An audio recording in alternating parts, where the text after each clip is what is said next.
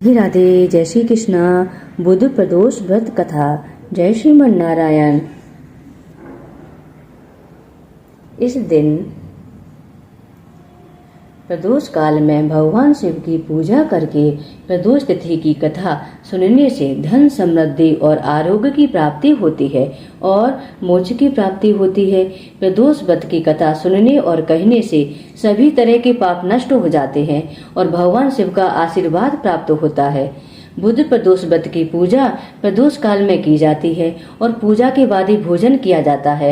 इस दिन हरे कपड़े पहनना और हरी चीजों का सेवन करना शुभ माना जाता है। सुबह उठकर नित्य क्रम से निवृत्त होकर विधि विधान के साथ भगवान शिव की पूजा करें।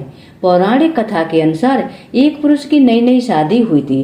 गौने के बाद दूसरी बार पत्नी को जाने के लिए ससुराल पहुंचा और सास से कहा कि वह बुधवार के दिन पत्नी को लेकर जाएगा, लेकिन सभी लोगों ने कहा कि बुधवार के दिन मायके से ससुराल लेकर जाना सही नहीं होता, लेकिन वह नहीं माना और विवश होकर लड़की को भारी मन से विदा कर दिया।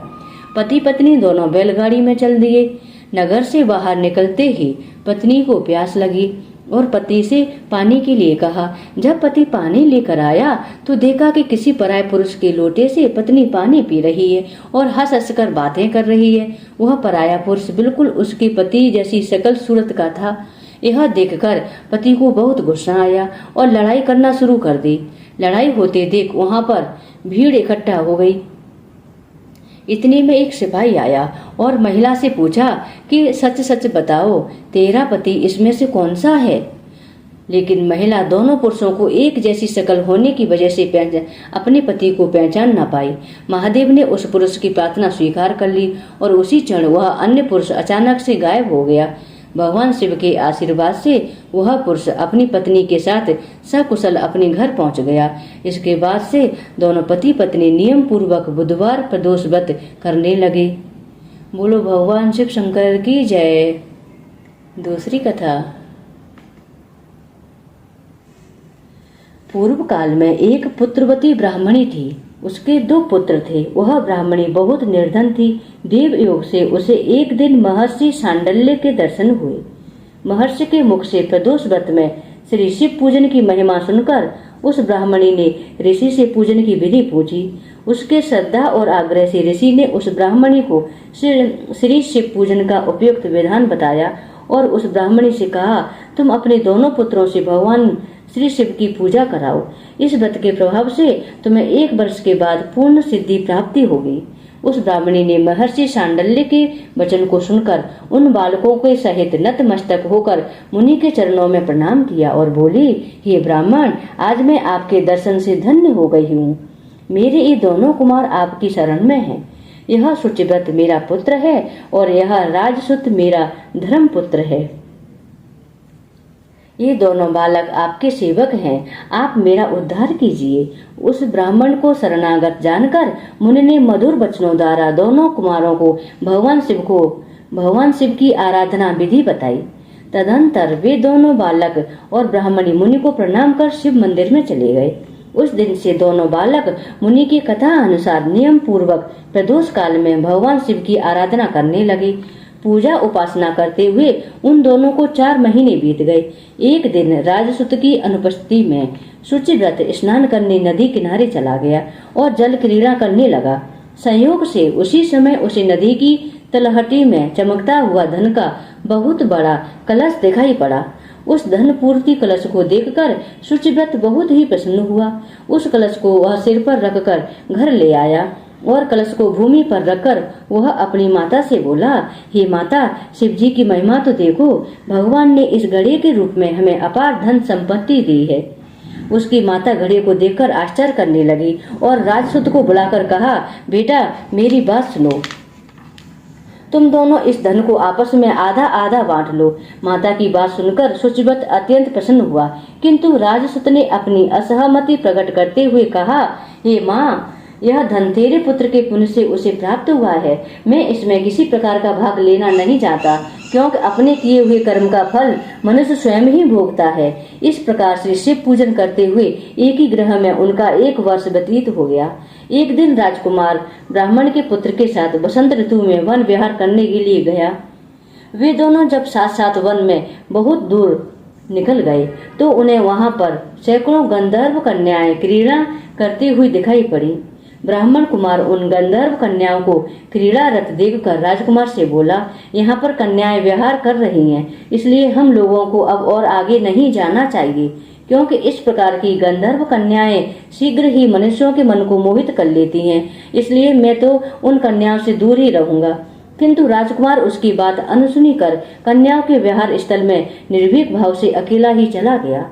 उन सभी गंधर्व कन्याओं में से प्रधान सुंदरी उस आए हुए राजकुमार को देखकर मन में विचार करने लगी कि कामदेव के समान सुंदर रूप वाला यह राजकुमार कौन है। उस राजकुमार के साथ बातचीत करने के उद्देश्य से उस सुंदरी ने अपनी सखियों से कहा, हे सखियों, तुम सब निकट के वन में जाकर उस वन में अशोक, चंपक और मौलश्री आदि के ताजे फूल तोड़ लाओ। तब तक मैं तुम्हारी प्रतीक्षा में यहीं रुकी रहूंगी। उस गंधर्व कुमारी की बात सुनते ही सब सखियां वहां से चली गईं। सखियों के जाने के बाद वह गंधर्व कन्या उस राजकुमार को स्थिर दृष्टि से देखने लगी। उन दोनों में परस्पर प्रेम का संचार होने लगा। गंधर्व कन्या ने राजकुमार को बैठने के लिए आसन दिया। उनमें प्रेम का आदान प्रदान होने लगा। तब अत्यधिक प्रेमालाप के कारण राजकुमार के सहवास के लिए वह सुंदरी व्याकुल हो उठी और राजकुमार से प्रश्न करने लगी, हे कमल के समान नेत्रों वाले, आप किस देश के रहने वाले हैं? आपका यहाँ आना क्यों कर हुआ? गंधर्व कन्या की बात सुनकर राजकुमार ने उत्तर दिया, मैं विदर्भ राज का पुत्र हूँ। मेरे माता पिता स्वर्गवासी हो चुके हैं। शत्रुओं ने मुझसे मेरा राज्य हरण कर लिया है। इस प्रकार राजकुमार ने अपना परिचय देकर उस गंधर्व कन्या से पूछा, आप कौन हैं, किसकी पुत्री हैं और इस वन में किस उद्देश्य से आई हैं? आप मुझसे क्या कहना चाहती हैं? राजकुमार की बात सुनकर गंधर्व कन्या ने कहा, मैं विद्रव्यक नामक गंधर्व की पुत्री अंशुमति हूँ। मैं आपको देखकर आपसे बातचीत करने के लिए ही यहाँ पर सखियों का साथ छोड़कर रह गई हूँ। मैं गान विद्या में निपुण हूँ। मेरे गाने पर सभी देवांगनाएं रीझ जाती हैं। मैं चाहती हूँ कि आपका और मेरा प्रेम सर्वदा बना रहे। इतनी बात कहकर उस गंधर्व कन्या ने अपने गले का बहुमूल्य मुक्ता हार राजकुमार के गले में डाल दिया। वह हार उन दोनों के प्रेम का प्रतीक बन गया। इसके बाद राजकुमार ने उस कन्या से कहा, हे सुंदरी, तुमने जो कुछ कहा वह सब सत्य है, लेकिन आप राजविहीन राजकुमार के पास कैसे रह सकेंगी? आप अपने पिता की अनुमति लिए बिना मेरे साथ कैसे चल सकेंगी? राजकुमार की बात पर वह कन्या मुस्कुराकर कहने लगी, जो कुछ भी हो मैं अपनी इच्छा से आपका वरण करूंगी। अब आप परसों प्रातःकाल यहाँ पर आइएगा।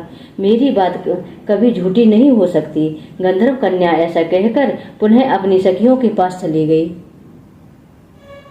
इधर वह राजकुमार भी शुचिव्रत के पास जा पहुंचा और उसने अपना सारा वृतांत उसे कह सुनाया। इसके बाद वे दोनों घर को लौट गईं। घर पहुंचकर उन लोगों ने ब्राह्मणी से सब हाल कहा, जिसे सुनकर वह हर्षित हुई। गंधर्व कन्या द्वारा निश्चित दिन को वह राजकुमार शुचिव्रत के साथ उसी वन में पहुंच गया।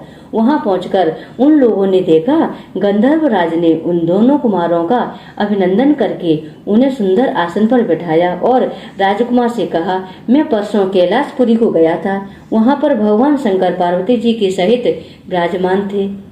उन्होंने मुझे अपने पास बुलाकर कहा, पृथ्वी पर धर्मगुप्त नामक राजकुमार विचरण कर रहा है। शत्रुओं ने उसके वंश को नष्ट भ्रष्ट कर दिया है। वह कुमार सदा ही भक्ति पूर्वक मेरी सेवा किया करता है, इसलिए तुम उसकी सहायता करो, जिससे वह अपने शत्रुओं पर विजय प्राप्त कर सके। इसलिए मैं भगवान शिव जी की आज्ञा से अपनी पुत्री अंशुमति आपको सौंपता हूँ। मैं शत्रुओं के हाथ में गए हुए आपके राज्य को वापस दिला दूंगा। आप इस कन्या के साथ 10,000 वर्षों तक सुख भोग कर शिवलोक को चले जाएंगे।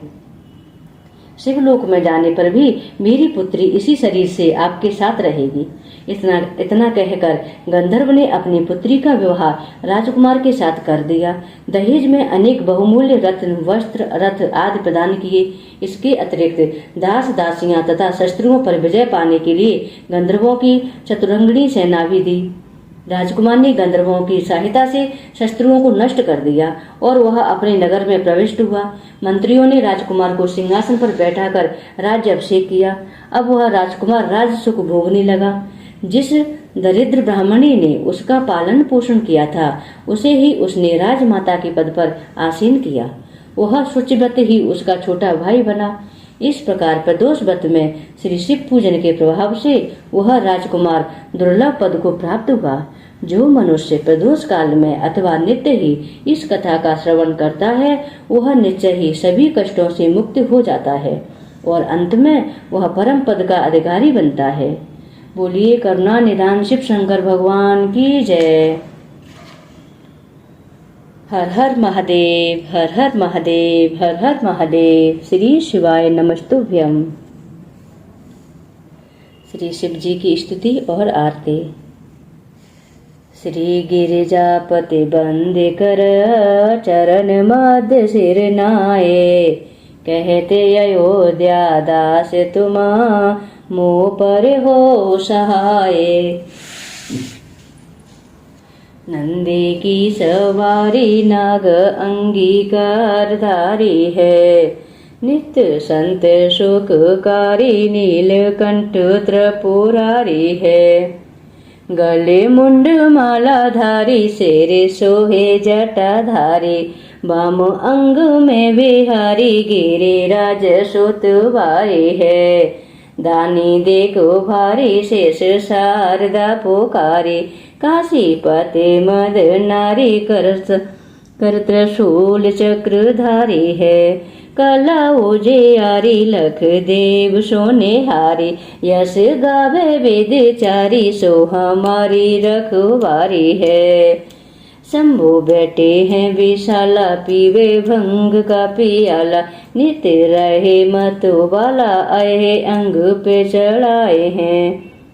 गले सोहे मुंड माला करे डमरू विशाला, और ओढ़े मृग छाला भस्म अंग में लगाए हैं, भस्म अंग में लगाए हैं। संग सुरभि सुत्य साला करे भक्ति प्रतिपाला, मृत्यु हरते हैं अकाला शीशी जटा को बढ़ाए हैं। कहे राम लाला मोहि करो तुमने हला, गिरजापत का साला जैसे काम को जलाए हैं। मारा है जलंधर और त्रिपुरा को संहारा, जिन्हें जा रहा है काम जाके शीश गंग धारा है। धारा है अपार जासो महिमा है तीन लोक, भाल सोहे इंदु जाके सुषमा का सारा है। सारा आहे बात सब खायो है हलाल जाने, भक्तन के आधारा जाहे वेदन उचारा है। चारा है भाग्य जगे द्वार है गिरी से कन्या, कहते अयोध्या सोही मालिक हमारा है। अष्ट गुरु ज्ञानी जाके मुखो वेदु वाणी शोभे, भवन में भवानी सुख संपत्ति लहा करे। मुंडन की माल जाके चंद्रमा ललाट सोए, दासन के दास जाके दारिद्र दहा करे। चारों द्वार बंदी जाके द्वारपाल नंदी हैं, कहते कभी आनंदी नर नाक आहा करे। जग तेरे साय यमराज को कहा बसाए, शंकर सहाय तो भयंकर कहा करे। गौर शरीर में गौर विराजते, मोर जटा सिर सोहत जाके। नागन को उपबीत लसे अरो, भालो विराजत हैं सचता के। दान करे फल में फल चारे, और टारते अंक लिखे विधिना के। शंकर नाम निशंक सदाही, भरोसे रहे निश्वासरता के। मंगसर मांस है मंत्र तो, छठ दिन है शुभ बोध। कहते अयोध्या दास तुम, शिव के विनय सुबोध। बोलिए करुणा निधान शिव शंकर भगवान की जय। जगत जननी माँ पार्वती की जय। जय शिव ओंकारा, हरि जय शिव ओंकारा। ब्रह्मा विष्णु सदा शिव, ब्रह्मा विष्णु सदा शिव, अर्धांगी धारा। ओम जय शिव ओंकारा, स्वामी जय शिव ओंकारा, हरि जय शिव ओंकारा। एकानन चतुरानन पंचानन राजे, स्वामी पंचानन राजे। हंसासन गरुड़ासन वृषवाहन साजे। ओम जय शिव ओंकारा, हरि जय शिव ओंकारा। दो भुज चार चतुर्भुज, दस भुज ते सोहे, स्वामी दस भुज ते सोहे।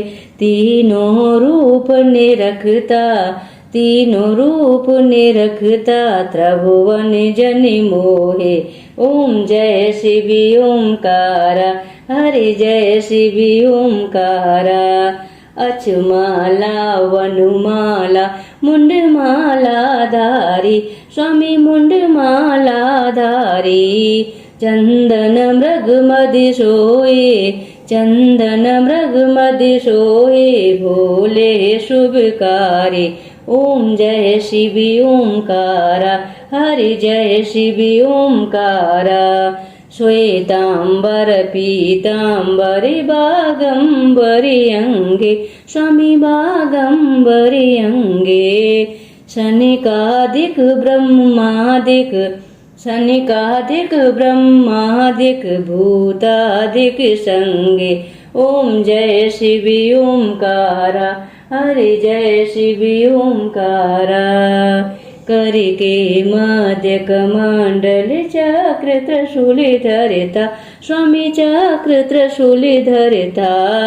जग करता जग भरता, जग करता जग भरता, जग पालन करता। ओम जय शिव ओंकारा।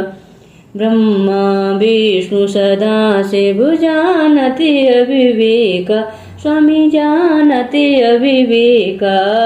प्रणवाचर के मध्य ए तीनों एका। ओम जय शिव ओंकारा, हरि जय शिव ओंकारा।